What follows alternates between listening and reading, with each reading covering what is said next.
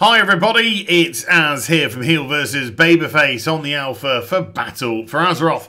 And today we're going to be discussing WARFRONTS, as last night Blizzard opened up WARFRONTS for a period of time, about 3 or 4 hours or so, to allow some testing. Now straight off the bat, I'd like to say that I spent about 2 hours last night testing these WARFRONTS. I gave it a considerable test, but I have to preface this video by saying, number one, they were very buggy, number two, they were very laggy, and number three, because of number one and number two, a lot of people dropped off. It should be a 20-person scenario, but you found that people just weren't taking to the lag and the bugs and just quitting out. And so numbers did dwindle as the Warfront continued, and they weren't being replaced by other people. Blizzard clearly didn't have it set up to be done that way, which was a bit of a shame because that would have made a whole lot of sense. With that said, those aspects would have absolutely 100% had an effect on what I thought of WARFRONTS. So when I go into the pros and the cons, I am taking that into consideration. So when I go through a con aspect of a Warfront, I am taking the lag, the latency, and things like that into consideration. They're going to be more general cons. And when I go into the pro section, I'm looking at what I think Blizzard are trying to achieve by the Warfronts themselves. So I am sort of seeing through the glitches, seeing through the problems, and trying to get an appreciation of what Blizzard is trying to do here. So, with that said, what exactly is a Warfront? Well, we're not 100% sure. I mean, we've got a very good idea, but we're not 100% sure. What it appears to be is one faction is going to hold a strategic point, and then the opposing faction in a PvE-based scenario is going to assault and attempt to take it over. Now, the way that you launch a Warfront appears to be, because resources are such a smash hit in a World of Warcraft, yeah, you're going to be acquiring war resources throughout your travels in Battle for Azeroth. You hand in, I imagine, these war resources that contribute to the war fund, and then once a certain number has been potentially hit, it will allow that faction to then launch these Warfront scenarios. Now, that's not 100% set in stone. It's just a basic idea of how it looks like things are going to happen.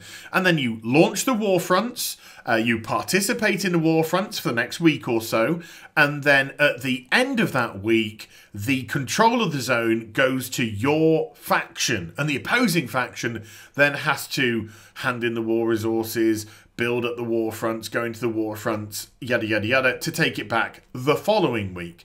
But while you control the zone for that week or so, you will be able to do faction-specific world quests, likely, because we need more world quests to do, a faction-specific world boss, and hopefully something actually different and original would be nice. So that's the kind of general idea. Now, I've actually got a lot to say about the ethos of this, but I'm going to leave that to the end of the video. So now that you're in a Warfront, what do you actually do? Well, it's a big cross between a MOBA and, say, something like Warcraft 3 RTS. You have 3 lanes that both yourself and the opposing faction can attack down. For the sake of the testing, we were the Horde, and it was the Alliance who were defending their position. You can take places like mines and also lumber mills and stuff like that to allow you to accumulate iron resources and also wood resources. And then back at your base, you can then start construction on buildings, which will allow bigger buffs, more troops, stronger troops, more well-protected troops, buffs for yourself, your personal self, to make you fight stronger, demolishers coming in, vehicles, all this kind of stuff. So there's lots that you can start to construct at your base with the usage of this iron and also with the lumber. If you control a lumber mill, then you can control logging, and then you can go around various trees, cut them down, specific ones, and that will contribute towards your wood. Once you're full up on a resource, always go back to base, hand it into one of the various buildings, strengthen a troop, start work on vehicles, buff yourself, whatever it is that you want to do with it. Also, throughout the course of time, you will naturally start to gain iron resources by a chest at your base as well. So even if you're not having the greatest of luck finding iron, or, for example, you're concentrating on actually acquiring wood resources, then you will have a steady stream of iron building up at the base. Go back, open up the chest, grab the iron out. You'll see it in the top. I'll probably stick a big blue arrow pointing at it. You'll see it at the top of the screen. It will just gradually tick up and up and up. During the early stages of the Warfront, while you are gathering these resources and taking places like lumber mills and mines, etc., you will probably find that you're pegged back at your base. The Alliance will constantly try and invade it. You must drive them out while continuing to gather resources and to build up your troops, vehicles, etc. But once you get on top of things and you get more and more troops out, therefore you're coming out in greater numbers every time, you are also a 20-person scenario force of players as well. So you can start to support the NPCs and push further and further up into the battlefield. And each area that is controlled by the Alliance, if you defeat the Alliance leader there, the flag becomes vulnerable. You can capture the flag and turn it from Alliance controlled to Horde controlled. But if you don't defend it as well, or at least make sure that it is being defended, it can be taken back by the Alliance. This is a to and fro situation. It isn't once captured, everything belongs to you. You leave the lumber mill unguarded, the Alliance can take the lumber mill. You leave the mine unguarded, exactly the same. And then the point is to continue to push and push and push until you eventually get to the Alliance leader and defeat them in battle, winning the Warfront. At least that is the theory. And if any of this seems complex or confusing, don't panic. When you first arrive at your base to start your assault, you will have quests to pick up, and these quests are really acting as directions for what you can do within the Warfront itself. So with all of that said, let's get into the pros and cons of what I thought about the Warfront. And I must reiterate what I said at the beginning of the video. I am taking into consideration the latency, the bugs, and also people leaving throughout the duration of the testing. Let's start with the pros first. And the most important pro for me was the fact that the Warfront felt legit. In as much as it genuinely felt like an invading force attacking and succeeding, or attacking and being repelled by a defending force. It didn't feel like 20 people in a scenario running up and down a lane with a few NPCs here and there blocking their pathway. No, you genuinely saw big numbers. And if you had funneled your resources into the barracks and started to get quite a lot of troops out, then you could get your 20 people from the scenario, or however many you wanted to support them and really make some inroads into the enemy lines. Going up, defeating the enemy commander, taking the flags, moving up again. And I do recall for the first time when we eventually got to the crest of the hill and we could see Stormguard Keep and we could see just over there, suddenly I saw huge Alliance siege towers, massive amounts of elite soldiers coming charging towards us, and I remember running away because we were vastly outnumbered, absolutely giggling to myself like a little schoolgirl, because it just felt so hilarious. It felt as if we had just bitten off a wee bit more than we could chew, probably because we're down to about 6 players at this point, and then just getting totally repelled by the enemy force. So in that regard, it did feel as if it was a legitimate pitch battle.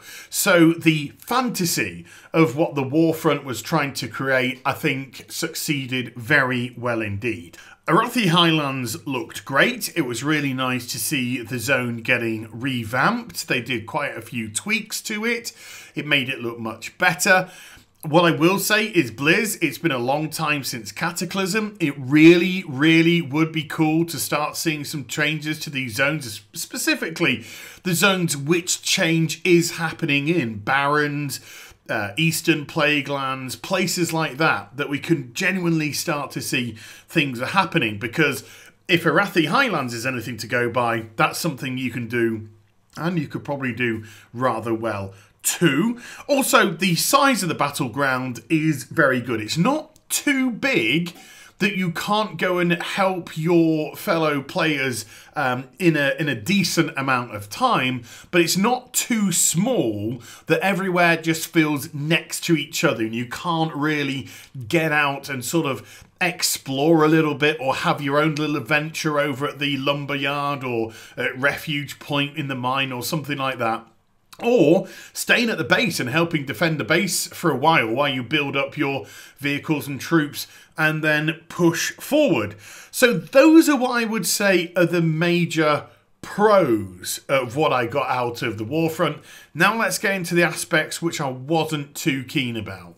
Right, the cons then.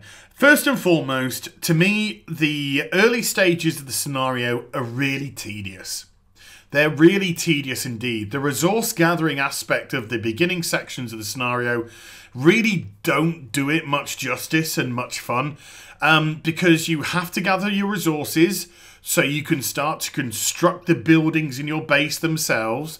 And then once the buildings have been created, you then have to gather more resources to funnel into those buildings to either get more troops or, depending on the building, you need to build up resources in the building to unlock either stronger weaponry, stronger armory, or siege vehicles, demolishers, things like that to get sent into battle.